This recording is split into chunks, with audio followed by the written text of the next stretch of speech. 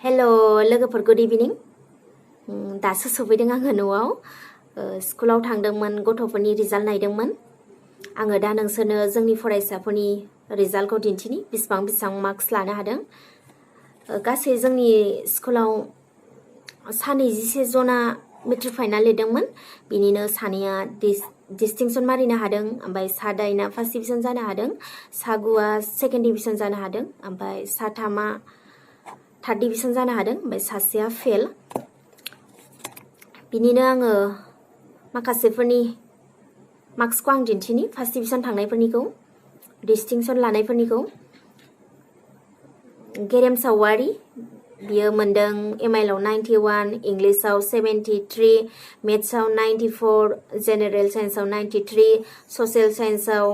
82 हिस्ट्रियाव 77 गासै टटेल मोनदों बियो 600आव 510 पार्सेन्टेजआ जाहैबाय 85% डिस्टिंक्सन मारिनो हादों आरो सासे दंबावो पुर्णिमा बरगयारी बेबो एमआइएल आव मोनदों 90 इंलिशआव मोनदों 96 मेथ्सआव मोनदों 70 जेनेरेल साइन्सआव मोनदों 86 ससियेल साइन्सआव मोनदों 99 हिस्ट्रियाव मोनदों 82 आरो टटेल बियो मोनदों 600आव 523 पार्सेन्टेजआ जाहैबाय 87.17% बेबो डिस्टिंक्सन मारिनो हादों दानिया आङो माखासे दंबावो फार्स्ट डिभिजन बिसोरनिखौ आङो होनि संगीता नार्जारी बिबो एमआइएल आव मोनदों 82 इंलिशआव मोनदों 80 मेथ्सआव मोनदों 67 जेनेरेल साइन्सआव मोनदों 67 ससियेल साइन्सआव मोनदों 92 हिस्ट्रियाव मोनदों 74 टटेल बियो मोनदों 462 पार्सेन्टआ जाहैबाय 77 स्टार मारिनो हादों लोगोफोर आङो गासैबो फरायसाफोरनि मोननाय नाम्बारफोरखौ साफा साफायै फरायनानै होजोबनो हानाय नंला मानो होनोब्ला गासैबो फरायसाफोरनि मोननाय नाम्बारफोरखौ बबे साबजेक्टआव बेसेबां मोनदों माबे साबजेक्टआव बेसेबां नाम्बार लादों आरो बेसेबां टटेलजों बेसेबां पार्सेन्ट मोनहैदों बेफोरखौ गासैखौबो फरायनानै होजोबोब्ला भिडिअआ जोबोर गोलाव जागोन बिनि थाखायनो आङो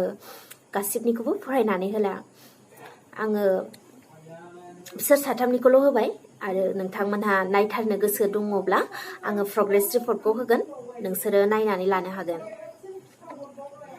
जोबोर गोजोननाय मोनदों आरोना दिनै रिजाल्टखौ मोननानै बा गथ'फोरनि रिजाल्टआ मोजां जानानै फैनायखाय आरो मोजाङैनो मोजां पार्सेन्ट लानायनि थाखाय आरो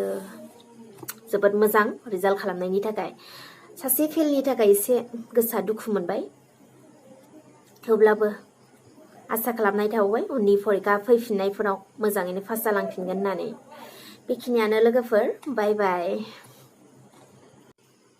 बेनो लोगोफोर जोंनि फरायसाफोरनि 2020 मायथाइयाव मेट्रिक रिजाल्टआव पास जानाय फेल जानाय जोंनि फरायसाफोरनि फारिलाइ नायनानै लादो